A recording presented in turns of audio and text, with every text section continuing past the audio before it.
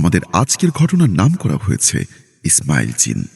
ইসমাইল জিনের ঘটনাটি আমাকে পাঠিয়েছেন আমাদের রাসেল ভাই। তো চলুন আর দেরি না করে শুরু করি আমাদের আজকের এপিসোড।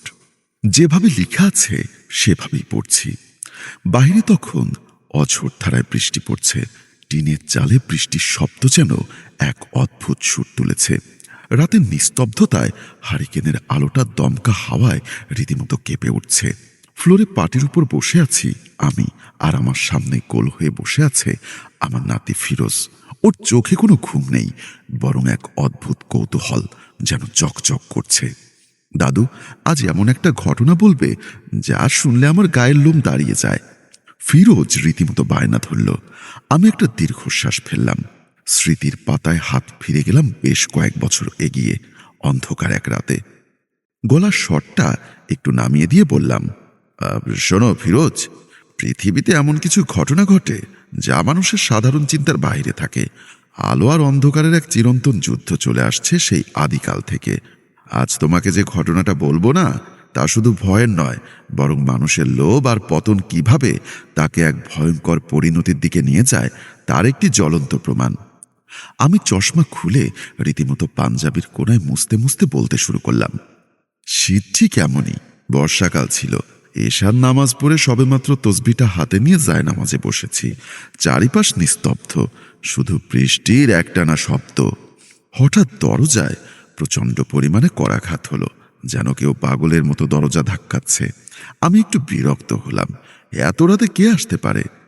তসবিটা জায়নামাজের উপর রেখে উঠে গিয়ে দরজা খুলতেই চমকে উঠলাম। সামনে দাঁড়িয়ে আছে ফখরুল কবিরাজ। লোকটাকে আমি আগে থেকে চিনতাম। আশেপাশে বেশ নামডাক, তাবিজ কবচ আর ঝাড়ফুঁক করে। কিন্তু লোকটার ব্যাপারে আমার ভেতরে সবসময় একটা অদ্ভুত অনীহা কাজ করত। তার চোখের দৃষ্টি কেমন যেন অস্বস্তি করা একটা ব্যাপার ছিল। কিন্তু আজকের ফখরুলকে দেখে চেনার কোনো উপায় নেই, বুঝেছ? ওর পণ্যের কাপড় কাদার পানিতে বাঁকামাখি, চোখ দুটোর মতো গর্তে ঢুকে গেছে। মুখের চামড়া ফ্যাকাশে হয়ে গেছে। ওর শরীরে এক ফোঁটাও রক্ত নেই। আর সবচেয়ে ভয়ঙ্কর যেটা, তা হলো ওর শরীর থেকে উপচে পচা দুর্গন্ধ বের হচ্ছে। সে বলে উঠল, হুজুর, আমাকে বাঁচান হুজুর। ফখরুল আমার পায়ে ধরে নিতে হাউমাউ করে কেঁদে উঠল। ওর গলা দিয়ে যে স্বর বের হচ্ছিল তা স্বাভাবিক মানুষের মতো নয়, কেমন যেন ঘর ঘরে আর শুকনো। আমি বললাম, কি হয়েছে? এমন পাগলের মতো করছো কেন? ওঠো আগে। আমি তাকে ধমক দিয়ে তোলার চেষ্টা করলাম, কিন্তু শরীরে যেন কোনো জোর নেই, থরথর করে কাঁপছে। লোকটাকে অনেক চেষ্টা করে ভেতরে এনে একটা চেয়ারে বসালাম। এক গ্লাস পানি এগিয়ে দিলাম। ফখরুল পানিটা এক চুমুকে খেয়ে হাঁপাতে হাঁপাতে বলল, হুজুর হুজুর, আমি তো শেষ হয়ে যাচ্ছি। আমাকে ভেতর থেকে খাচ্ছে। আমি বললাম, কে খাচ্ছে? স্পষ্ট করে বলো। আমি ভ্রুকুচকে তাকালাম ওর দিকে। ফখরুল কবিরাজ চোখ বড় বড় করে চারিপাশটা একবার দেখে নিল, যেন কেউ ওকে নজরে নজরে রাখছে। তারপর ফ্যাঁসফেঁসে করে বলল, ঘোপিশাচ হুজুর, একটা ঘোপিশাচ আমার শরীরে বাসা বেঁধেছে। সে আমার কলিজা, ফুসফুস, রক্ত সব শুষে শুষে খাচ্ছে। আমি নিজের কানে ওর দাঁতের কিরমির শব্দ শুনতে পাই। হুজুর, ঘুরিসাজ নামটা শুনে আমার শিরদাঁড়া দিয়ে একটা ঠান্ডা স্রোত বয়ে গেল। সাধারণ জিন বা ভূত নয়, ভুল হলো পিশাচের মধ্যে সবচাইতে জঘন্য আর হিংস্র প্রজাতির। এরা সাধারণত কবরস্থানে থাকে, মরা মানুষের মাংস খায়। জ্যান্ত মানুষের শরীরে ঘোল পিশাচ ভর করার ঘটনা খুবই বিরল। আমি বললাম, তোমার শরীরে ঘোর পিশাচ কিভাবে এলো ফখরুল? ফখরুল কবিরাজ ঠোক গিলে বলল, ওই 15 দিন আগের কথা। আমার এক দুঃসম্পর্কের আত্মীয়ের মেয়ের উপরে জিন ভর করেছিল। আমাকে খবর দিয়ে যায়। গিয়ে দেখি সাধারণ কোনো জিন নয়, বেশ বদমেজাজি। অনেক ঝাড়ফুঁক আর আমার বিদ্যা প্রয়োগ করার পরে জিনটা তার শরীর ছেড়ে চলে যায়। আমি ভাবলাম বিপদ কেটে গেছে। কিন্তু ফখরুল হঠাৎ রীতিমতো কেসে উঠল। কাশতে কাশতে ওর বুক থেকে কয়েক ফোঁটা রক্ত বেরিয়ে এলো। আমি এমন দৃশ্য দেখে শিউরে উঠলাম। আমি বললাম, কিন্তু কি? কিন্তু প্রায় 10 দিন পর হঠাৎ এক রাতে আমি স্বপ্ন দেখি একটা বিকট বর্ষণ প্রাণী আমাকে রীতিমতো তাড়া করছে। তারপর থেকে শুরু হলো নরক যন্ত্রণা। প্রথমে পেটে ব্যথা, প্রচণ্ড পেটে ব্যথা। তারপর হতে লাগলো বুকের খাঁচার ভেতর থেকে কেউ যেন আমার বাঁশ ছিঁড়ে খাচ্ছে। হুজুর, আমার এই আত্মার বিষ শরীর থেকে যে বের হয়েছিল সে সাধারণ কোনো জিন না, সে একটা ঘোল পিশাচ ছিল হুজুর। আর প্রতিশোধ নেওয়ার জন্যই সে আবার শরীরে ঢুকেছে। আমাকে বাঁচান হুজুর, আমাকে বাঁচান, আমি আর সহ্য করতে পারছি না। ফখরুল দুহাত জোর করে কাঁদতে লাগলো। আমি চুপচাপ ওর কথাগুলো শুনলাম। ফখরুলের চোখের দিকে তাকিয়ে বোঝার চেষ্টা করলাম সে ভয়ে আদম হয়ে আছে, কিন্তু ওর কথার মধ্যে কোথাও যেন একটা ফাঁক রয়ে গেছে। আমার দীর্ঘদিনের অভিজ্ঞতা বলছিল ফখরুল কিছু একটা লুকোচ্ছে। এই ঘুল পিশাচ শুধু শুধু একটা শরীর ছেড়ে 10 দিন পর আরেকটা শরীরে এভাবে জাকিয়ে বসতে পারে না। এর পেছনে নিশ্চয়ই গভীর কোনো কারণ আছে। আব্বু, ফখরুল, তুমি আজ রাতে তোমার বাসায় ফিরে যাও। এখন অনেক রাত হয়ে গেছে, আমি তোমার ব্যাপারটা দেখছি। কেমন? আল্লাহ চাইলে সবকিছু ঠিক হয়ে যাবে। ফখরুল যেন আকাশ থেকে বলল, হুজুর, আপনি আমাকে তাড়িয়ে দিচ্ছেন? আমি তো আজকের রাতও টিকবো না, আমাকে খেয়ে ফেলবে। আরে আমি তোমাকে তাড়াচ্ছি না, রোজা করার জন্য প্রস্তুতি প্রয়োজন। তাছাড়া তোমার শরীর এখন খুবই দুর্বল, তুমি গিয়ে বিশ্রাম নাও। আমি কথা দিচ্ছি কাল সকালে আমি তোমার বাড়িতে যাব। আমার কথায় ফখরুল কিছুটা শান্ত হলো, কিন্তু চেহারায় আতঙ্ক ভাব কোনোভাবেই যেন কমল না। টলতে টলতে সে উঠে দাঁড়ালো। হুজুর, তাহলে কাল সকাল সকালে অবশ্যই আসবেন, না হলে আমার মরা মুখ দেখতে হবে আপনাকে। ফখরুল চলে যাবার পর আমি সদর দরজাটা বন্ধ করে দিলাম। আর ঘরের পরিবেশটা তখনও ভারী হয়ে আছে। ফখরুলের শরীর থেকে বের হওয়া সেই পচা মাংসের গন্ধটা তখনও ঘরময় ভাসছে। আমি জানালার কাছে গিয়ে দাঁড়ালাম। বাইরে বৃষ্টির জোর তখন আরো বেড়েছে। আমার বোন বলছিল ওর সামনে একটা ভয়ঙ্কর ঝড় আসতে চলেছে। ফখরুলের গল্পটা আমার বিশ্বাস হয়নি। একটা সাধারণ ঝাড়ফুঁকে ঘোলপিসাজ চলে যাওয়ার কথা নয়। 10 দিন পর বিনা কারণে ফিরে আসার তো প্রশ্নই ওঠে না। এর পেছনের আসল রহস্য জানতে হলে আমাকে আমার সবচেয়ে বিশ্বস্ত সঙ্গীকে রাখতে হবে। আমি ওযু করে আবার জায়নামাজ বিছালাম। ঘরের চার কোণায় আগরবাতি জ্বালিয়ে দিলাম। বাতাসে এক পবিত্র সুবাস ছড়িয়ে পড়ল, যা ফখরুলের রেখে যাওয়া সেই পচা গন্ধটাকে কিছুটা হলেও চাপা দিল। চোখ বন্ধ করে গভীর ধ্যানে মগ্ন হলাম। ঠোঁট নড়তে লাগলো নির্দিষ্ট কিছু আয়াত আর দোয়ার উচ্চারণে। আমার ভেতর থেকে একটা ডাক প্রতিধ্বনিত হতে লাগলো। আমি বললাম, ইসমাইল, তোমাকে প্রয়োজন, আল্লাহর হুকুমে উপস্থিত হও ইসমাইল। কিছুক্ষণ পরেই ঘরের ভেতরের পরিবেশটা রীতিমতো বদলে যেতে শুরু করলো। আলোটা হঠাৎ করে নীলচে বর্ণ ধারণ করলো। জানালার বাইরে শোষো করে বাতাসের শব্দটা হঠাৎ করে থেমে গেল। একটা অদ্ভুত নিস্তব্ধতা গ্রাস করলো পুরো ঘরটাকে। আমি চোখ খুললাম। আমার ঠিক সামনে জায়নামাজ থেকে কয়েক হাত দূরে দাঁড়িয়ে আছে ইসমাইল। ইসমাইল কোনো সাধারণ জিন নয়, সে অত্যন্ত শক্তিশালী এবং ধার্মিক এক মুসলিম জিন। ওর সাথে আমার পরিচয় হয় বহু বছর আগে এক ভয়ঙ্কর যুদ্ধের ময়দানে। সেই থেকে সে আমার সাথে ছায়ার মতো আছে। ওর আসল রূপ দেখা মানুষের পক্ষে সম্ভব নয়, তাই সে সবসময় আমার সামনে একজন দীর্ঘকায় সুদর্শন এবং শুভ্র পোশাক পরা মানুষের রূপে আসে। তার চোখে মুখে এক অদ্ভুত প্রশান্তি, কিন্তু চোখের মণি দুটো আগুনের মতো উজ্জ্বল। সে বলে উঠল, আসসালামু আলাইকুম জাকির হুজুর। ইসমাইলের গলাটা বেশ ভরাট ছিল, গভীর কণ্ঠ, সারা ঘর রীতিমতো গম গম করে উঠল। আমি বললাম, ওয়ালাইকুম আসসালাম ইসমাইল, আজ আপনাকে স্মরণ করতে হলো। সে বলে উঠল, আজ যখন আপনি আমাকে স্মরণ করলেন, আপনার চোখে তো চিন্তার মেঘ দেখতে পাচ্ছি। কথাটা ইসমাইল ঝুঁকে দাঁড়িয়ে বলল। আমি একটা দীর্ঘশ্বাস ফেলে বললাম, ইসমাইল, একটা জটিল সমস্যা এসে উপস্থিত হয়েছে। ইসমাইলের চোখে আগুনের একটা ঘৃণ আর রাগের ঝলক খেলে গেল। ফখরুল লোভী আর প্রতারক। লোকটা তো ঠিকই চলতো, কিন্তু ওর আবার কি হলো? আমি ফখরুলের আসার ঘটনা এবং ওর বলা ঘোল পিছাসের গল্পটা ইসমাইলকে খুলে বললাম। সব শুনে ইসমাইল কিছুক্ষণ চুপ করে রইল। ওর কপালে চিন্তার ভাঁজ পড়েছে।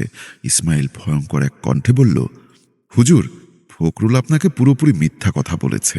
আমি বললাম, আমিও সেটাই সন্দেহ করেছি, কিন্তু আসল ঘটনা কি? ইসমাইল, তুমি কি একটু খোঁজ নিয়ে দেখতে পারবে? ইসমাইল বলল, আমাকে খোঁজ নিতে হবে না হুজুর। ফখরুলের পাপের গন্ধ জিন জগতে অনেক আগে থেকেই ছড়িয়ে আছে। আপনি শুধু ওর বাহিরের রূপটা দেখেছেন, কিন্তু ওর ভেতরের অন্ধকার সম্পর্কে আপনার কোনো ধারণা নেই। তার মানে কি? আমি অবাক হয়ে জিজ্ঞাসা করলাম।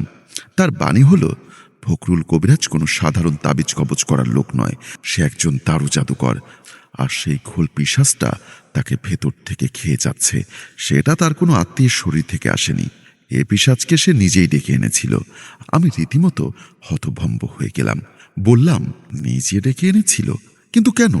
ইসমাইল একটা গভীর নিঃশ্বাস নিয়ে বলতে শুরু করল, জিয়াস। আমার রীতিমতো গায়ের লোম দাঁড়িয়ে গেল।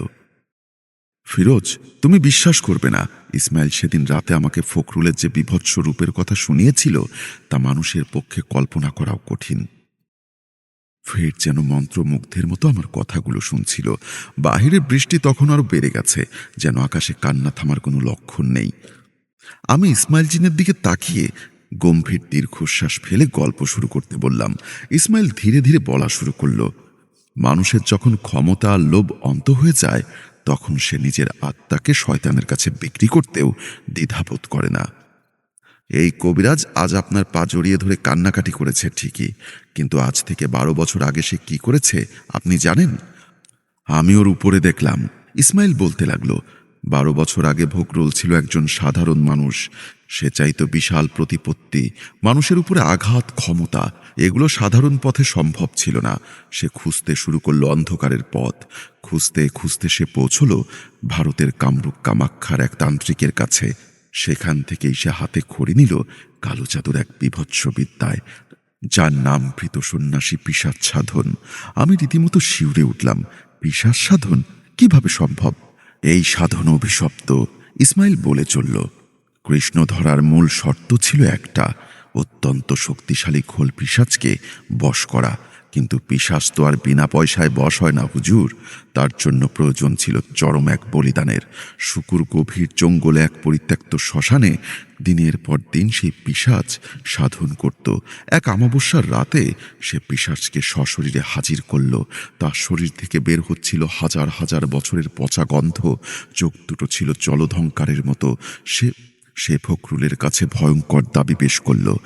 আমি রীতিমতো থমকে জিজ্ঞাসা করলাম, কি দাবি ইসমাইল, বলো। ইসমাইল আমার চোখের দিকে সরাসরি তাকিয়ে বলল, পিশাচটা ফখরুলের কাছে 11টি নিষ্পাপ শিশুর কলিজা চেয়েছিল হুজুর। 11টা শিশুর জীবন। ফখরুল এতটাই পাপিষ্ট ছিল যে সেই শর্তে রাজি হয়ে গেল।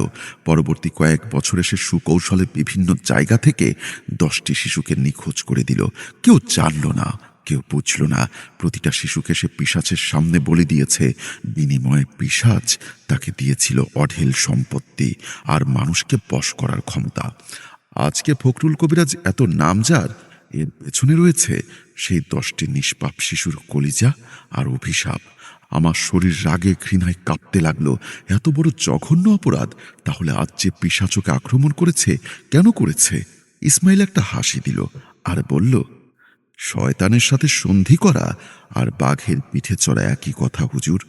পিশাচ চেয়েছিল 11টা, কিন্তু ফখরুল 10টি দিতে পেরেছিল। কিন্তু শেষ, অর্থাৎ 11তম শিশু দেওয়ার সময় তার মনে হয়তো সময় জেগেছিল আর সে ভয় পেয়ে গেছিল।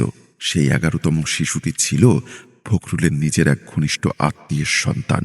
ফখরুল যখন পিশাচকে শেষ বলিটা দিতে অস্বীকৃতি জানালো তখন পিশাচটি ক্ষিপ্ত হয়ে গেল। পিশাচটি তখন উধাও হয়ে যায়নি, ও অপেক্ষা করছিল। গত 10 বছর ধরে সে ফখরুলকে তিল তিল করে পর্যবেক্ষণ করছিল। ফখরুলের ক্ষমতা তখন এতই তুঙ্গে যে যখন পিশাচটা তার উপরে মরণ ছোবল মেরেছে, ফখরুল বলল তার শরীরে ঝিনঝিন করছে। ওটা ছিল পিশাচের একটা চাল। ফখরুল যখন তাকে তাড়াতে গেল তখন পিশাচ সুকৌশলে ফখরুলের শরীরে প্রবেশ করে। এখন সে ফখরুলের শরীর থেকে তার রক্ত মাংস শুষে নিচ্ছে। সে ফখরুলকে এখন মেরে ফেলবে না হুজুর, সে তাকে টেনে টেনে পচিয়ে মারবে। এটাই পিশাচের প্রতিশোধ। ইসমাইলের কথাগুলো শুনে আমার শরীরের ভেতর ছিনছিন করতে লাগলো। যে লোকটা একটু আগে আমার সামনে সাহায্যের জন্য হাত পাচ্ছিল, তার আড়ালে আছে এমন এক নিষ্ঠুর খুনি। খুনিটি নিষ্পাপ শিশুদের কিভাবে মারল? ইসমাইল হঠাৎ করে আমার কাছ থেকে সরে গেল। ওর চোখে তখন সতর্ক বার্তা। আমি আপনাকে সাবধান করছি, এই কাজ হাতে নিবেন না। যা করেছে তার শাস্তি সে ভোগ করছে। এটা খোদ আল্লাহ তাআলার বিচার। আপনি যদি এই ভুল পিশাচের সঙ্গে যুদ্ধে জড়ান তবে আপনি এক চরম অন্ধকারের মুখোমুখি হবেন। পিশাচ এখন ক্ষুধার্ত আর উন্মাদ। সে ফখরুলের দেহ ছেড়ে আপনার উপর ঝাঁপিয়ে পড়তে পারে। আমি দীর্ঘক্ষণ চুপ করে রইলাম। জানি না বাহিরে বৃষ্টির শব্দটা এখন যেন কান্নার মতো শোনাচ্ছিল 10টা শিশুর আত্মা। কি আজব! বিচার চাইছে। ফখরুলের মতো পাপিষ্ঠকে কি বেঁচে থাকার দরকার আছে? আমার বিবেকের মধ্যে রীতিমতো দ্বন্দ্বে তৈরি হলো। একদিকে ফখরুলের ভয়ঙ্কর অপরাধ, অন্যদিকে আমার আমলনামার মানবতা। আমি একজন আলেম, আমার কাছে কেউ সাহায্য চায়নি, আমার কাছে কেউ সাহায্য চেয়েছে। তাকে ফিরিয়ে দেওয়া কি আমার সাজে?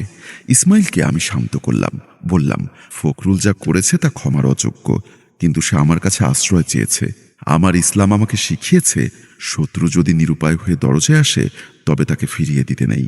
ফখরুলের বিচার আল্লাহ তাআলা করবেন, কিন্তু আমি যদি এই মুহূর্তে তাকে সাহায্য না করি তবে আমি হয়তোবা আমার উপর অর্পিত দায়িত্ব পালন থেকে ব্যর্থ হব। ইসমাইল মাথা নাড়ালো, ওর চেহারায় হতাশা ফুটে উঠল। সে বলে উঠল, আমি জানতাম আপনি এটাই বলবেন হুজুর। আপনি বড্ড দয়ালু, কিন্তু মনে রাখবেন, দয়া আপনার জন্য কাল হয়ে যেতে পারে। আমি রীতিমতো উঠে দাঁড়ালাম। আমার সিদ্ধান্ত স্থির, কাল সকালে আমি ফখরুলের বাড়িতে যাবই। তুমি কি আমার সাথে থাকবে ইসমাইল? ইসমাইল আমার দিকে তাকিয়ে এক দীর্ঘশ্বাস ফেলল। আমি আপনার ছায়া হুজুর। আপনি যদি অগ্নিকুণ্ডে ঝাঁপ দিতে চান আমাকে আপনার সাথে ঝাঁপ দিতে হবে, তবে মনে রাখবেন কালকের লড়াইটা খুব সহজ হবে না। এই কথা বলে ইতিমধ্যে ইসমাইল বাতাসের বেগে মিলিয়ে গেল। আর এখানে আলোটা আবারও স্বাভাবিক হয়ে এলো। আমি জানালার বাহিরে তাকালাম। অন্ধকারটা যেন আরো ঘনীভূত হয়ে গেছে। ফিরোজ, সেই রাতে আমার আর ঘুম হয়নি। সারা রাত ফখরুলের কথা আর সেই নিষ্পাপ শিশুদের মুখগুলো আমার চোখের সামনে ভাসছিল। আমি জানতাম কাল সূর্য উঠলেই আমি এক ভয়ঙ্কর যুদ্ধের পথে পা বাড়াবো। যে যুদ্ধে শুধু জীবন আর মৃত্যু নয়, যে যুদ্ধ হবে ঈমানাত চরম অন্ধকারের। সকাল হলো, আকাশ পরিষ্কার হয়নি, মেঘলা থমথমে আবহাওয়া। আমি হাতে তসবিহ, ব্যাগের প্রয়োজনীয় কিছু জিনিসপত্র নিয়ে রওনা দিলাম ফখরুলের গ্রামের বাড়ির দিকে। গ্রামের শেষ বাধায় এক ছিন্ন শীর্ণ বাড়ির সামনে গিয়ে দাঁড়ালাম। চারিপাশটা কেমন যেন নিঝুম লাগছিল। কোনো পাখির ডাক নেই, কোনো মানুষের সারা শব্দ নেই। বাড়িটার চারিপাশে এক অদ্ভুত কুয়াশা রীতিমতো জমে গেছে, যা এই গরমেও কাটছে না।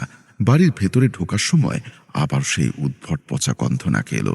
এবার গন্ধটা আরো তীব্র হয়ে এলো, যেন 100 বছরের পুরাতন কবর রীতিমতো খুঁড়ে ফেলা হয়েছে।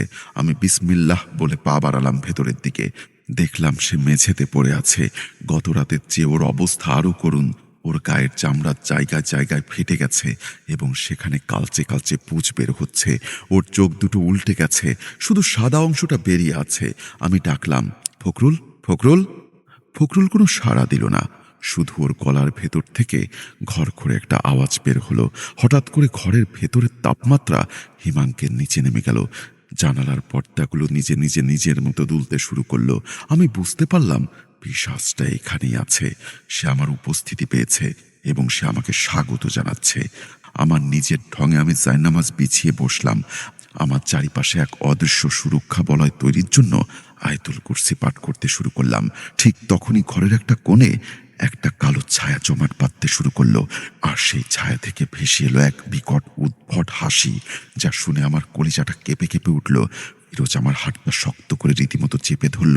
ওর কপালে রীতিমতো বিন্দু বিন্দু ঘাম লক্ষ্য করলাম। আমি হাসলাম, তবে সেই হাসিতে কোনো আনন্দ ছিল না। আর এখানের আলোটা কমিয়ে দিলাম। আবার বলা শুরু করলাম। ঘরের কোণে জমাট বাতাসের ছায়াটা ধীরে ধীরে আকৃতি নিল।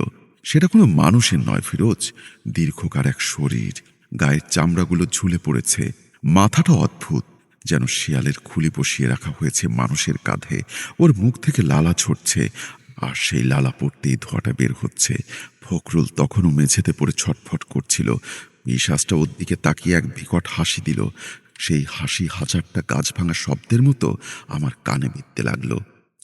জাকির, আপনি এখানে এসেছেন কেন? এই পাপিষ্ঠের আয়ু শেষ, ওর শরীর এখন আমার। আমি তসবিটা শক্ত করে ধরে বললাম, অভিশপ্ত শয়তান, আল্লাহর বান্দার উপর ভর করার সাহস তোকে কে দিল রে? ওকে ছেড়ে দিয়ে চলে যা, না হলে তোর কপালে কিন্তু অনেক দুঃখ আছে রে। পিশাচটা তখন অট্ট হাসি দিয়ে উঠল। এবার শরীর থেকে আসল দুর্গন্ধ বেরোতে শুরু করলো। আল্লাহর বান্দা হুজুর, আপনি যাকে বাঁচাতে এসেছেন সে তো আমারই দোসর। এই ফখরুল তার নিজের হাতে 10টা শিশুর রক্ত আমাকে উপহার দিয়েছে। সে আমার কাছে 11তম উপহার দিতে পারেনি, তাই তার বদলে আমি তাকে নিয়ে যাব। আপনি মাঝখানে বাধা দিতে আসবেন না হুজুর। আমি জানতাম পিশাচটার কথা মিথ্যা নয়, কিন্তু ফখরুলের অপরাধের বিচার আমি করতে আসিনি।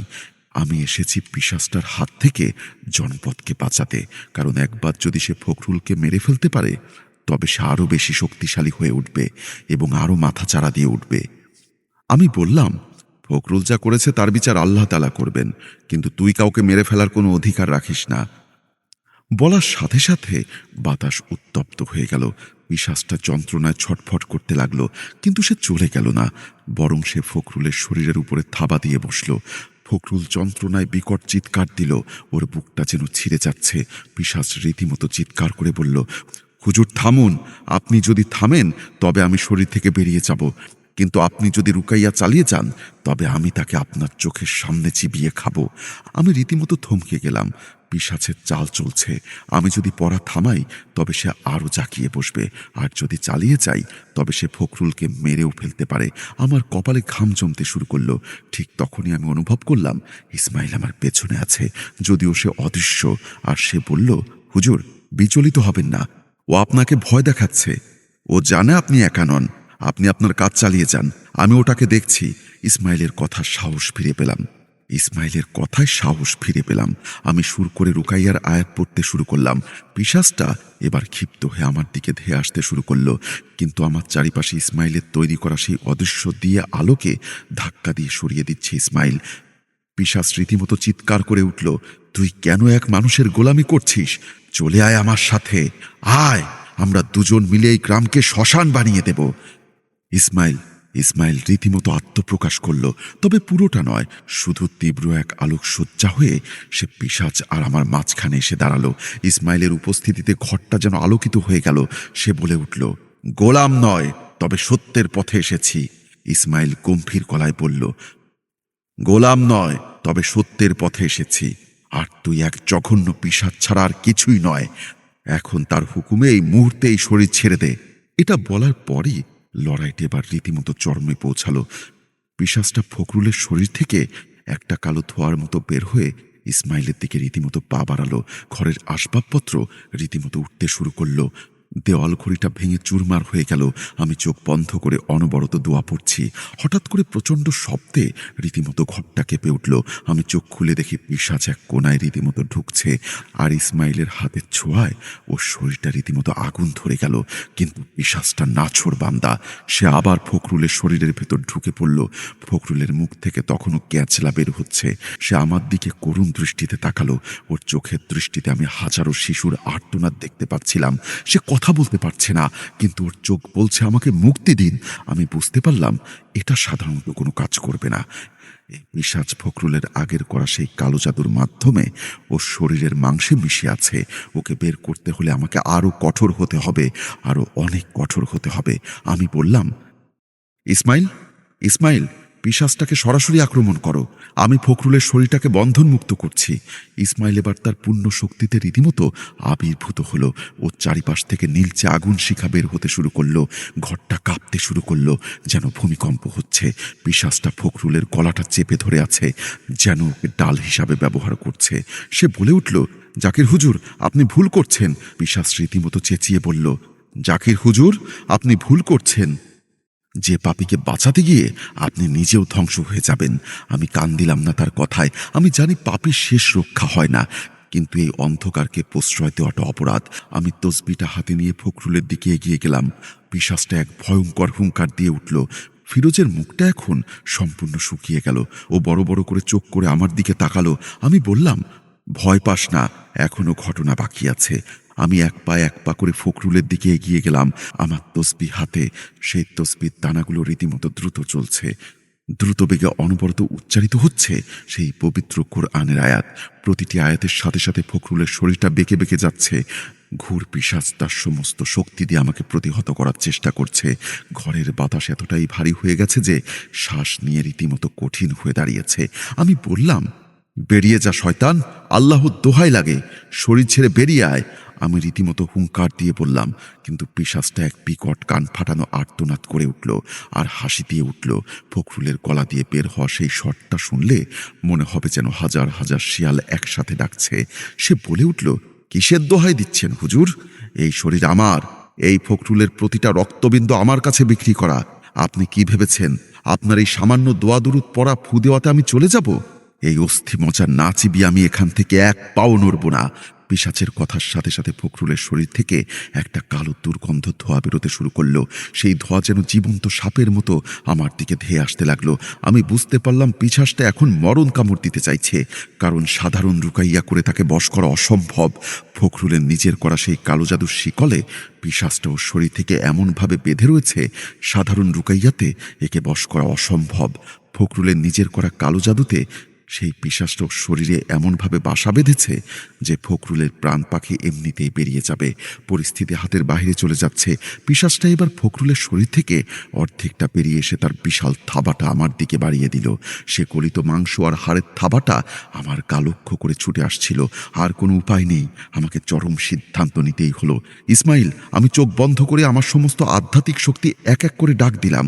ওকে আমি পরিপূর্ণরূপে আহ্বান করেছি, উপস্থিত হয়ে যাও। আমার ডাক দেওয়া বাতাসের ঝড় যেন হঠাৎ করে এক মুহূর্তের জন্য থমকে গেল। তারপর ঘটল সেই অলৌকিক ঘটনা। আকাশে ঘন কালো মেঘ যেন তাড়াতাড়ি করে দুভাগ হয়ে গেল। সেই মেঘের ফাটল দিয়ে একটা তীব্র অন্ধকার ঢেলেছে। সাদা আলোক রশ্মি তীরের মতো এলো পৃথিবীর দিকে। ফখরুল কবিরাজের ঝড়ের রীতিমতো জরাচীর্ণ অবস্থা। টিনের চাল ভেদ করে সেই আলোক রশ্মি সোজা এসে পড়ল আমার বুকের ঠিক মাঝখানে। আমার মনে হলো 1000 ভোল্টের বিদ্যুৎ আমার শরীরের ভেতর দিকে প্রবাহিত হচ্ছে, কিন্তু এতে কোনো ব্যথা হচ্ছিল না। ছিল এক অদ্ভুত স্বর্গীয় প্রশান্তি, এক অসীম শান্ত শক্তি। সেই তীব্র আলো আমার শরীর থেকে প্রতিফলিত হয়ে ঘরের মাঝখানে শূন্যে জট বাঁধতে শুরু করলো। পিশাচটা রীতিমতো থমকে গেল। ওর থাবাটা শূন্যে আটকে আছে। ওর লাল চোখে এখন আর কোনো অহংকার নেই, বরং সেখানে ফুটে উঠেছে চরম এক আতঙ্ক। আলোর সেই জমাট বাঁধা স্তম্ভটা ধীরে ধীরে একটা অবয়ব রূপ নিতে শুরু করলো। মুহূর্তের মধ্যেই সেই আলো থেকে সশরীরে আবির্ভাব হলো ইসমাইলজি। ফিরোজ, তুই যদি এই দৃশ্যটা দেখতি তাহলে তোর চোখ ধাঁধা লেগে যেত। ইসমাইলের আসল রূপ মানুষের ধারণার বাইরে। ওর উচ্চতা ছাদ ছুঁয়ে ফেলল। পর্ণের সভ্য উজ্জ্বল পোশাক জাতিকে অপার্থিব আভা হচ্ছে। ওর মুখমণ্ডল গম্ভীর, চোখের বনে দুটো যেন প্রলয়ঙ্কর আগুন জ্বলছে। ওর পিঠের পেছনে বিশাল দুটো ডানার মতো ছায়া, যা পুরো ঘরটাকে ঢেকে ফেলেছে। ইসমাইল ঘোর পিশাচটার গলায় এক রীতিমতো ঘর ঘর শব্দের রীতিমতো বেরিয়ে আসছে। যে পিশাচ একটু আগে এত দম্ভ দেখাচ্ছিল, সে এখন ইসমাইলের বিশাল পবিত্র উপস্থিতির সামনে থরথর করে কাঁপছিল। ইসমাইল এক পায়ে এগিয়ে গেল সেই পিশাচটার দিকে। ওর হাঁটার শব্দে পুরো বাড়িটা রীতিমতো ভূমিকম্পের মতো কেঁপে কেঁপে উঠল। সে বলে উঠল, তুই আল্লাহ সৃষ্টিকে চ্যালেঞ্জ করেছিলি। ইসমাইলের গম্ভীর মেঘার মতো বিভৎস গন্ধ, তোর বাবা চার আজ এখানেই শেষ হবে। পিশাচটা পালানোর জন্য জানালার দিকে একটা লাফ দিল। ইসমাইল বিদ্যুতের বেগে হাত বাড়িয়ে শূন্যে পিশাচটার গলা শক্ত করে চেপে ধরল। পিশাচ যন্ত্রণায় এক বিকট চিৎকার করে উঠল। ওর গলিত শরীরটা পিশাচের হাতের স্পর্শে ছ্যাক ছ্যাক করে রীতিমতো পড়তে শুরু করলো। ইসমাইল পিশাচটাকে শূন্যে তুলে ধরল। পিশাচটা হাত পা রীতিমতো ছুঁড়ে বাঁচার চেষ্টা করছে। লম্বা ধারালো নখগুলো দিয়ে ইসমাইলের হাতে আঁচড় কাটার চেষ্টা করছে। ইসমাইলের গায়ে কোনো আঁচড়ই পড়ছে না। ইসমাইল হুঙ্কার দিয়ে বলল, আমার চোখের দিকে তাকিয়ে দেখ শয়তান। ইসমাইল রীতিমতো হুঙ্কার দিয়ে উঠল। ওর চোখের সেই অহংকারে আগুন যেন আরো দাও দাও করে চলে উঠল। পিশাচটা বাধ্য হয়ে ইসমাইলের চোখের দিকে তাকালো। আর তাকানোর সাথে সাথে এক অভাবনীয় দৃশ্য ঘটল। ইসমাইলের চোখ থেকে অদ্ভুত আগুনের স্রোত পিশাচটার শরীরে প্রবেশ করল। পিশাচটা সেই অন্তিম চিৎকারের রাতের নিস্তব্ধতা ছিঁড়ে ছিঁড়ে বহুদূর পর্যন্ত প্রতিধ্বনিত হলো। ওর শরীরের ভেতর থেকে দাও দাও করে আগুন জ্বলে উঠল। সেই আগুন কোনো সাধারণ আগুন নয়, কালো জাদু আর পিশাচ সত্তাকে ধ্বংস করা সেই আগুন। মানুষের মুহূর্তের মধ্যে পিশাচটার চামড়া, হাড়, মাংস সবকিছু খসে পড়তে লাগলো। ওর শরীরটা চোখের পলকে কালো ছায়া হয়ে গেল। আমি অবাক দৃষ্টিতে সেই ভয়ঙ্কর ঘোল পিশাচটাকে দেখছিলাম। ফখরুল তিলে তিলে খাচ্ছিল। সেই ইসমাইলের হাতের বুটির একটা এক ছোট বোট ছাই হয়ে গেল। তারপর সেই ছাইগুলো গন্ধ কালো ধোঁয়ার সাথে বাতাসে মিশে গেল। পিশাচটার কোনো অস্তিত্ব আর রইল না। ইসমাইল ধীরে ধীরে ওর হাতটা নামিয়ে দিল। ঘরের ভেতরে সেই কোমট গন্ধকর পরিবেশটা হঠাৎ করে কেটে গেল। এক শীতল পবিত্র বাতাস ঘর থেকে বেরিয়ে গেল। ইসমাইল আমার দিকে ফিরে তাকায়। ওর চোখে আগুন তখন নিভে এক অদ্ভুত প্রশান্তি নেমে এসেছে। আলহামদুলিল্লাহ। আমার মুখ দিয়ে অজান্তে বেরিয়ে এলো কথাটা। আমি একটু থামলাম। ফিরোজের চোখ দুটো রীতিমতো গোল গোল হয়ে গেছে। ও যেন ঘোরের মধ্যে আছে। দাদু ভাই, তারপর কি হলো? ফখরুল কবিরাজ কি বেঁচে গেল? ফিরোজ রীতিমতো অস্থির ও জিজ্ঞাসা করল। আমি গম্ভীর কণ্ঠে বললাম, সব অপরাধের শাস্তি তো আর পিশাচকে বললে শেষ হয়ে যায় না দাদু ভাই। আসল বিচার তো তখনও বাকি ছিল। বাকি কি ছিল তা এবার বুঝতে পারবি। ইসমাইলের হাতে সেই পিশাচটা ভূমিসাৎ হয়ে যাওয়ার পর ঘরের ভেতরে যখন দম বন্ধ হওয়া হাওয়াটা নিমেষেই গায়েব হয়ে গেল, তখন এক পবিত্র শীতল বাতাস চারিদিকে ছড়িয়ে পড়ল। আমি স্বস্তির নিঃশ্বাস ফেলে মেঝেতে পড়ে থাকা ফখরুল কবিরাজের দিকে তাকালাম। আমি ভেবেছিলাম পিশাচটা ধ্বংস হবার পর ফখরুল হয়তোবা বেঁচে যাবে, হয়তোবা তার জ্ঞান ফিরবে। এ তো আমি ভুল ভেবেছিলাম। শয়তানের সাথে করা চুক্তি এত সহজে চোখে দেখা যায় না। হঠাৎ করেই ফখরুলের হৃদস্পন্দন শরীরটা প্রবল বেগে কেঁপে কেঁপে উঠল। আমার চোখের সামনে লোকটা নিচে পড়ে জবাই করা কাটা মুরগির মতো ছটফট করতে শুরু করলো। ওর হাতগুলো অস্বাভাবিকভাবে বেঁকে মুচড়ে যাচ্ছিল। মুখ দিয়ে গঙ্গানের মতো বিভৎস শক্তি বের হতে লাগলো। আমি ছুটে ওর কাছে যেতে চাইলাম, কিন্তু ইসমাইল হাত বাড়িয়ে আমাকে বাধা দিল। ওর কাছে যাবেন না হুজুর। ইসমাইল গম্ভীর গলায় বলল, জাদুটা ফখরুলের আত্মার সাথে এমনভাবে মিশে গেছে যে পিশাচটাকে আলাদা করা হলেও ফখরুলের প্রাণ পাখি ছিঁড়ে নিয়ে আসা ওর ভেতরের অঙ্গ প্রত্যঙ্গ পিশাচটা আগে থেকে খেয়ে ফেলেছে। ও আর বাঁচবে না। এটা ওর পাপের শেষ প্রায়শ্চিত্ত। আমি রীতিমতো অসহায়ভাবে দাঁড়িয়ে দেখলাম ফখরুলের সেই মর্মান্তিক মৃত্যু যন্ত্রণাটা। নিষ্পাপ শিশুর প্রাণ যে লোকটা নিজের হাতে শয়তানের চরমে সঁপে দিয়েছে, আর শয়তান তার প্রাণবায়ু কেড়ে নিয়েছে। ছটফট করতে করতে একটা সময় ফখরুলের শরীরটা থেমে গেল। এরপর টান টান হয়ে গেল। এরপর ওর নাক মুখ দিয়ে গল গল করে কালো গন্ধযুক্ত রক্ত বেরিয়ে আসতে শুরু করলো। সে রক্ত ভেসে যেতে লাগলো ঘরের মেঝেতে। মৃত্যুর ঠিক আগ মুহূর্তে ফখরুলের চোখ দুটো স্থির হয়ে আমার দিকে নির্বাক দৃষ্টিতে চেয়ে রইল। ও সেই ঘোলাটে রক্তজবা চোখে সেখানে আর কোনো অহংকার ছিল না, ছিল শুধু চরম শূন্যতা, অনুশোচনার বর্ণনীয় এক আতঙ্ক। সে হয়তোবা দেখতে পাচ্ছিল সে 10টি শিশুর আত্মাকে, যারা পরপারে ওর জন্য অত্যন্ত শাস্তির টানা সাজে অপেক্ষা করছিল। আমার দিকে তাকিয়ে ফখরুলের চোখ দুটো স্থির হয়ে গেল। শরীর এক চরম ঝাঁকুনি দিয়ে চিরতর ডিফার হয়ে গেল। শেষ নিঃশ্বাস ত্যাগ করল ফখরুল কবিরাজ। আমি ধীরে ধীরে ফখরুলের মৃতদেহের সামনে গিয়ে দাঁড়ালাম। লোকটার এই মৃত্যু আমাকে আনন্দ দিচ্ছিল না, বরং গভীর বিশ্বাসে আমার মনটা রীতিমতো ভরে গেল। আমি ইসমাইলের দিকে ফিরে তাকালাম। ইসমাইলের চোখে মুখে কোনো ভাবান্তর নেই। সে এক দৃষ্টিতে মৃতদেহ আর তার দিকে তাকিয়ে আছে। আমি এক দীর্ঘশ্বাস ফেলে বললাম, বাপ বাপ কেউ ছাড়ে না, কিন্তু আমরা মানব জাতি, আমরা আমাদের দায়িত্ব থেকে সরে আসতে পারি না। ইসমাইল আর এই জন্যই চরম পাপী জানা সত্ত্বেও আমার মানবতা আমাকে এখানে আসতে বাধ্য করেছিল। আমার কাজ ছিল এই আত্মাটাকে একটা সুযোগ দেওয়া, কিন্তু নিজের পথ নিজেই বেছে নিয়েছিল। আমি ফখরুলের নিথর দেহটাকে আঙ্গুল দিয়ে নির্দেশ করে বললাম, আল্লাহ তার বিচার করবেন, আমি নই। আমার কথা শুনে ইসমাইল আমার দিকে তাকালো ও সেই জ্বলন্ত চোখের দৃষ্টি ক্ষণিকের জন্য অদ্ভুত প্রশান্তিতে খেলে গেল। ইসমাইল জিনের ঠোঁটের কোণে ফুটে উঠল এক প্রশান্তির হাসি। সে যেন মানুষের এক দয়াময় সীমাবদ্ধতার সম্মান জানালো। ইসমাইল ইসমাইল তো কোনো মানুষ নয়, সে আগুনের তৈরি প্রতাপশালী জিন।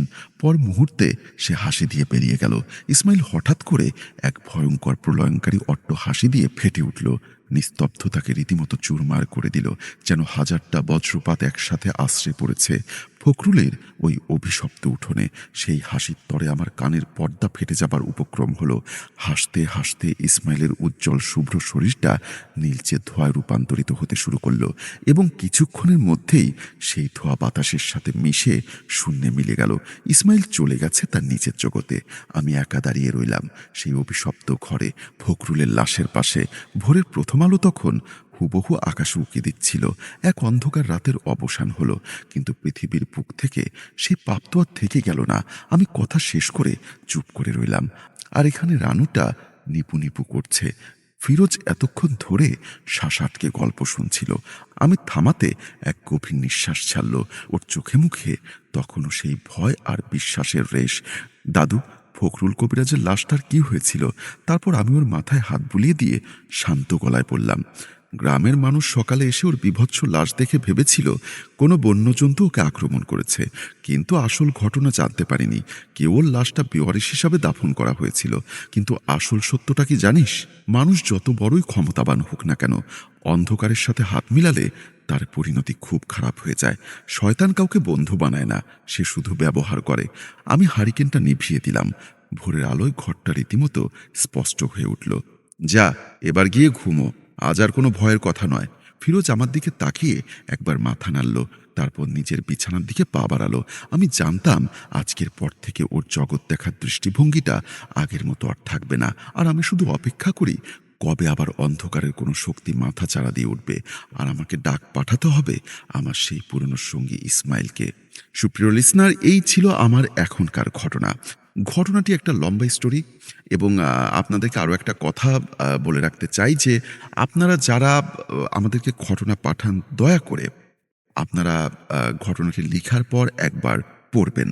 কারণ অনেক সময় যেটা দেখা যায় যে লিখার মধ্যে অনেক ভুল ত্রুটি থাকে। আপনারা সেটা না দেখেই আমাদেরকে পাঠিয়ে দেন।